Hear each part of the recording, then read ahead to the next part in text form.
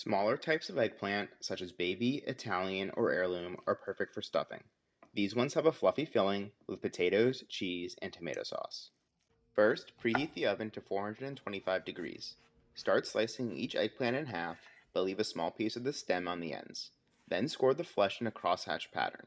This will help the eggplant get tender when we cook it in the oven. Put the eggplant in a large baking dish and rub in a little bit of olive oil and salt on each one.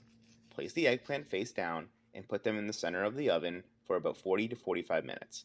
In the meantime, we'll prepare everything else. Cut the ends off and peel 2 medium-sized russet potatoes. This will make enough filling for 6 to 8 small eggplant. Cut the potatoes into quarters and add them to a small pot of salted water. Bring the water up to a simmer and cover with a lid. They'll cook for about 15 minutes or until tender. While the potatoes cook, we'll make a simple tomato sauce. Start by mincing half a yellow onion and chop 1 garlic clove. You could also slice the garlic or leave it whole. Note that the more you cut the garlic, the more flavor it will release into the sauce. On medium heat, add a couple tablespoons of olive oil to a saucepan and toss in the onion. Add a pinch of salt and cook for a couple minutes or until slightly brown. Turn the heat to low and make room in the center of the pan for the garlic. Add a drop of olive oil directly to the garlic so it doesn't burn, and add some crushed red pepper if you want it spicy. Cook the garlic with the onion for about 2 minutes. Pour in your favorite can of crushed or pureed tomatoes along with a small pinch of salt. Now just leave the sauce to simmer on low heat until we're ready to use it, giving it a stir every 5 minutes or so. Now test the potatoes by inserting a sharp knife into the center of one. If it's tender all the way through, remove them from the pot to cool slightly. Into a large bowl, put the potatoes through a potato ricer, but if you don't have one, mash them very well. We want them to be very fluffy so the filling doesn't become dense. Now depending on how quickly you did all that, the eggplant might be done, so also test them with a sharp knife.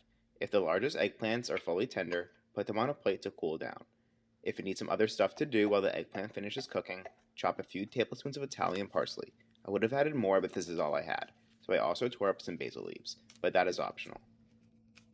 Don't forget to stir the sauce. Once the eggplants are cool enough to handle, carefully remove the insides of each one with a large spoon onto your cutting board.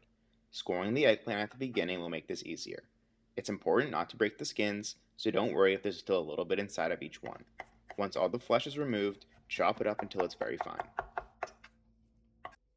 To make the filling, add the chopped eggplant to the potatoes along with 2 eggs, the chopped herbs, about a half cup of grated Parmesan or Pecorino cheese, a big pinch of salt and pepper, a tablespoon of olive oil, and a couple tablespoons of plain breadcrumbs to bind everything together.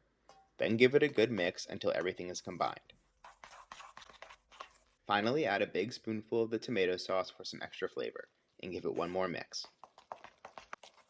Add about 2 to 3 tablespoons of the filling depending on the size of the eggplant.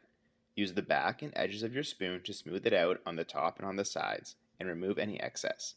You don't want to overstuff them, so the stuffing should just barely rise above the edges of the eggplant.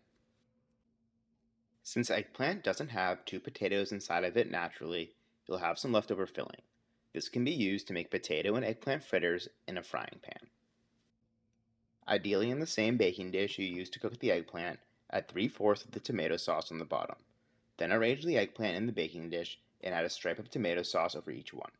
Then sprinkle over a little more cheese before putting them in the oven on 375 degrees for about 30 to 35 minutes. Turn on the broiler for the last couple minutes if you want them extra golden brown. Now serve them up with a basil leaf and some extra sauce before enjoying.